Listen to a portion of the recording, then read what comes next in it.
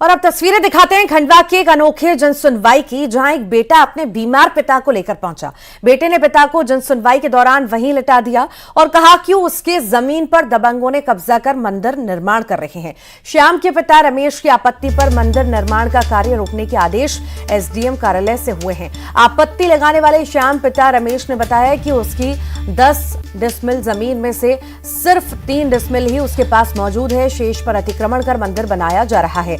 बता दें कि न्याय की मांग को लेकर इससे पहले भी बेटा जनसुनवाई में अनोखे अंदाज में पहुंचा था। पिछली बार 13 अगस्त को लोट लगाकर कलेक्ट्रेट तक पहुंचा था, तो वहीं 22 अक्टूबर को दूसरे पक्ष के ग्रामीण जांच मंजीरा लेकर आए थे और अफसरों को तिलक लगाया था।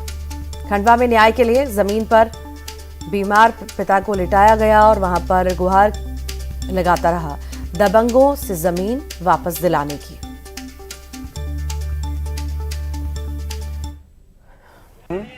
मेरी ज़मीन पे दबंगों ने कब्जा करके मंदिर का निर्माण कर दिया। मैंने बहुत रोका, आज साल भर हो गया जन सुनवाई में आते आते। कलेक्टर साहब ने बोला था कि 7 से 10 दिन में तेरा सीमांकन हो जाएगा, जो मैंने 13 अगस्त के दिन लोट लगाई थी। आज तक कोई सीमांकन नहीं हुआ और उस जगह पर स्टे लगा दिया तहसीलदार ने, लिखित में है। जिसके बाद भी 15 दिन काम बंद रहा और फिर काम चालू कर दिया और बोलता है कि तेरे से बने वो कर ले। ग्राम सहेजला में आबादी भूमि पर पुरानी रजिस्ट्री के आधार पर एक व्यक्ति के द्वारा यहाँ जन सुनवाई में शिकायतें की जा रही है कि मेरी ज़मीन पर मंदिर का निर्माण किया जा रहा है और उस संबंध में अभी जांच किया जा रहा है, क्योंकि ये रजिस्ट्री 1972 का प्रस्तुत कर। तो ये पूरा मामला खंडवा से सामने आया है। एक्सक्लूसिव तस्वीरें भी आप देख रहे हैं किस तरह से ये पीड़ित जो है पहुंचा है अनोखे अंदाज में और गुहार लगा रहा है कि दबंगों से कैसे न कैसे करके उसकी जमीन वापस दिलाई जा सके।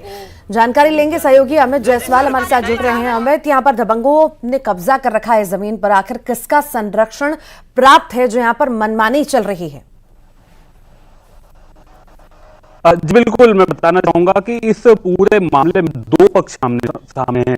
एक जो ग्रामीण है, इनका कहना है कि मंदिर काफी पुराना है, करीब 60 से 70 साल पुराना है और उसका जीर्णोद्धार करा जाता है। जबकि ये जो युवक आया अपने पिता को लेकर, ये पहले भी यहाँ लूट लगाते हुए कलेक्टर तक पहुंचा था और आज अपने बीमार पिता को लेकर आया और उस जमीन पर लेकर न्याय मांगा।